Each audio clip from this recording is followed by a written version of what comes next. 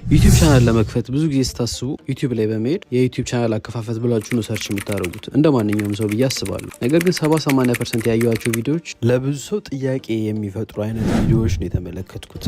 እናንተ ደግሞ የተሰማችሁን አስተያየት ይህን ቪዲዮ ተመልክታችሁ ማስቀመጥ ትችላላችሁ። እኔ ያልተደሰትኩበት ዋነኛ ምክንያት ምንድን ነው? ሁሉም ገንዘብ የሚሰራ ዩቲዩብ ቻናል የሚል ርዕስ ሰጥተዋቸዋል። ገንዘብ የማይሰራ የዩቲዩብ ቻናል ብሎ ነገር የለም።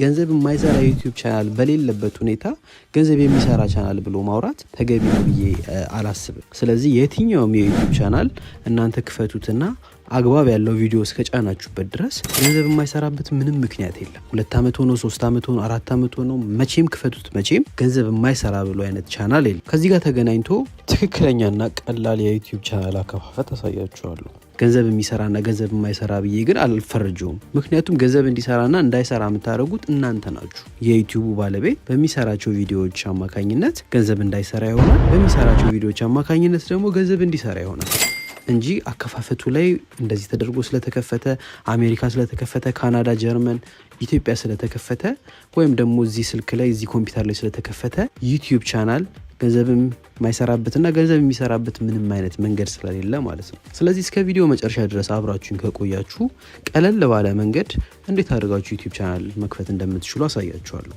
ለዩቲዩብ ቻናላችን አዲስ ከሆናችሁ ፎሎና ላይክ ሰብስክራይብ ማድረግ እንዳይረሳ። በተመሳሳይም የቲክቶክ ቻናል አለን። እዛም ላይ አጫጭር ቪዲዮዎችን ስለምንለቅ ፎሎ ብታደርጉን ደስ ይለናል። ወደ ቪዲዮ ይዣችሁ ሲሄድ የዩቲዩብ ቻናል ለመክፈት ከሚያስፈልጉን ዋነኛ ነገሮች አንደኛው ስልክ ነው። ስልክ ከሌለን ይህን ቪዲዮ ማየት አትችሉም ብዬ ስላሰብኩኝ ነው። ስልክ ዋነኛውና የሚያስፈልገን ነው። ብዙዎቻችን ላፕቶፕ ላይኖረን ይችላል፣ ነገር ግን ስልኮች አሉን። በስልኮቻችን ደግሞ ቀለል ባለ መንገድ ዩቲዩብ መክፈት እንችላለን። ስልኮቻችንን በምንገዛባቸው ሰዓት ላይ አሁን ላይ ያሉት ሁሉም ስማርትፎኖች ኢሜል አካውንት ይፈልጋሉ። ኢሜል አካውንት ክሬት ካልተደረገ ዩቲዩብ አፕሊኬሽኑ ራን አያደርግም። ከስልክ ቀጥሎ የሚያስፈልገን በሁለተኛ ደረጃ ኢሜል አድሬስ ነው። ኢሜል አድሬሳችንን ስንከፍተው ፓስወርዱን ማናቀው ከሆነ ያንን ፓስወርድ ሪከቨር ማድረግ አለብን፣ ወይ ፎርጌት ፓስወርድ ብለን ትክክለኛውን ፓስወርድ ለማወቅ መሞከር አለብን። ያለበለዚያ ፓስወርዱን በማናቀው ኢሜል አድሬስ ቻናል መክፈት ብዙ ጊዜ አድቫይዝ አላደርግም። ስለዚህ ፓስወርዱንና የኢሜል አድሬሱን ጽፋችሁ መዝግባችሁ ልትይዙ ይገባል የሚል ምክር አለኝ። እነዚህ ሁለት ነገሮችን ኢሜልና ፓስወርዱን ጠንቅቃችሁ ከያዛችሁ በሶስተኛ ደረጃ የሚያስፈልጋችሁ አፕሊኬሽኑ ነው። አፕሊኬሽኑ ውስጥ እንግዲህ ፓስወርዱን የምታውቁትም ሆነ ማታውቁት ኢሜል አድሬስ ሎጊን ሆኖ ታገኙታላችሁ። እነዚህ ነገሮች ሬዲ የሆነ ስልካችን ላይ ሬዲ የሆኑ ነገሮች ናቸው። ምን አለን? ስልክ አለን፣ የዩቲዩብ አፕሊኬሽን አለን፣ ኢሜል አድሬሳችን ደግሞ ዩቲዩብ አፕሊኬሽኑ ላይ ሎጊን ሆኗል። ስለዚህ ምንድነው የሚያስፈልገን? ዩቲዩብ ቻናሉን ክሬት ማድረግ ነው። ዩቲዩብ ቻናሉን ክሬት ለማድረግ ዩቲዩብ አፕሊኬሽናችን ውስጥ እንገባለን። ዩቲዩብ አፕሊኬሽናችን ውስጥ ስንገባ ከታች እንደየስልካችን አይነት አንዳንዴ ከታች በተለይ ከስር ታገኙታላችሁ፣ አንዳንዴ ከላይ ታገኙታላችሁ። የፕሮፋይላችሁን ፎቶ የያዘ ወይም ደግሞ በስማችሁ በስፔሊንጋችሁ ያለ ፕሮፋይል ፒክቸር ታገኛላችሁ። እሱን ስትነኩት ዩቲዩብ ቻናል ከዚህ በፊት ከፍታችሁ ካላወቃችሁ ክሬት ቻናል ምትል ከላይ ትመጣለች።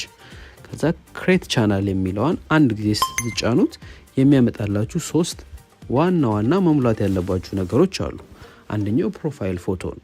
የትኛውም ዩቲዩብ ቻናል ፕሮፋይል ፎቶ ያስፈልገዋል ወይም ደግሞ ሎጎ ያስፈልገዋል። እንደናንተ ምርጫ የራሳችሁን ፎቶ የምታደርጉ ከሆነ የራሳችሁን ፎቶ ወይም ደግሞ ሎጎ ካላችሁ ሎጎ ማድረግ ትችላላችሁ። ሁለተኛው ደግሞ ስም ነው። የዩቲዩባችሁ የምትመርጡለት ስም ወሳኝነት አለው። ወደፊት ዩቲዩብ ላይ ሰርች ሲደረግ በቀላሉ ሊገኝ የሚችል በእኛ ማህበረሰብም ሊሆን ይችላል፣ እናንተ ኦዲየንስ ይሆናል ብላችሁ ለምታስቡት ኢንተርናሽናል ኦዲየንስም ካላችሁ ኢንተርናሽናል ኦዲየንስ ሊያውቀው የሚችል ስም ልትመርጡ ይገባል። እዚህ ጋር ስሙን የእስራስ ምልክቷን በመጫን ኤዲት ማድረግ ትችላላችሁ። ኤኒታይም ስሙን መቀየር ይቻላል። እኔ ለአሁን እድል የሚለውን በዚሁ ባለበት ሴቭ አደርገዋለሁ። በመቀጠል ሄንድል ከታች አሁን ዩቲዩብ በቅርብ ያመጣው አዲስ የጨመረው ፊቸር ነው። ሰዎች በቀላሉ እኛን ዩቲዩብ ላይ ገብተው በዚህ እንደ ዩዘር ኔም በተለምዶ ዩዘር ኔም ላይ እንደምታውቁት አይነት ነገር ነው። ስሙ ትንሽ ቀየር ብሏል። በስማችሁ ለእናንተ የምትፈልጉትን ለምሳሌ እኔ ይሄንን ቁጥሩ ላጥፎና እድል የሚለውን ልመዝግበው። እድል የሚለውን ሲይዘው ተይዟል ይለኛል። ሌላ እንደ አማራጭ ከታች የሚያስቀምጥልኝ አለ። እሱን እመርጣለሁ። እሱንም ሴቭ አደርገዋለሁ። ይህንንም በፈለጋችሁ ሰዓት መታችሁ መቀየር የምትችሉት ነው። በመጨረሻ ፕሮፋይል ፎቶ ነው። ፕሮፋይል ፎቶ ለእናንተ ለምሳሌ እንዲሆን ላስገባበት። ፕሮፋይል ፎቶን የሚለውን ትነኩታላችሁ። እሱን ስትጫኑት ቴክ ፒክቸር ይላችኋል። ወዲያ ፎቶ ማንሳትና ማስገባት ከፈለጋችሁ ወይም ደግሞ ከጋላሪያችሁ ፎቶዎችን አድ ማድረግ ከፈለጋችሁ አማራጭ ይሰጣችኋል። እኔ ለእናንተ ለምሳሌ እንዲሆን ከጋለሪ አንድ ፎቶ ፒክ አድርጌ አፕሎድ አደርጋለሁ። እንደምታዩት ቹዝ ፍሮም ጋለሪ የሚለውን መርጥና አንድ ፎቶ አፕሎድ አደርጋለሁ። እነዚህን 3 ነገሮች ካሟላው በኋላ የሚቀረኝ ከታች ያለው ዋነኛው እስካሁን ያወራንበት ነገር ቻናሉን መክፈት ነው። ክሬት ቻናል የምትል በሰማያዊ ያለችዋን አንድ ጊዜ ጫናታለሁ። እሷን ስጫን ዩቲዩብ ቻናሉ ኦፊሻሊ ክሬት ተደረገ ማለት ነው። ምንም ቪዲዮ የሌለው የዩቲዩብ ቻናል እኛ በመረጥነው ስም ተዘጋጅቶ ቀርቦልናል ማለት ነው። እንግዲህ ይሄ የዩቲዩብ ቻናል ከከፈት ነው በኋላ የሚያስፈልጉ ነገሮች ግን ይኖራሉ። መስተካከል የሚኖርባቸው ሴቲንጎች አሉ። ለምሳሌ ባነር ሊሆን ይችላል፣ ቅድም ያስገባነውን ፎቶ መቀየር ሊሆን ይችላል፣ አባውት ስለ ቻናሉ መጥቀስ ያሉብን ነገሮች ሊሆኑ ይችላሉ።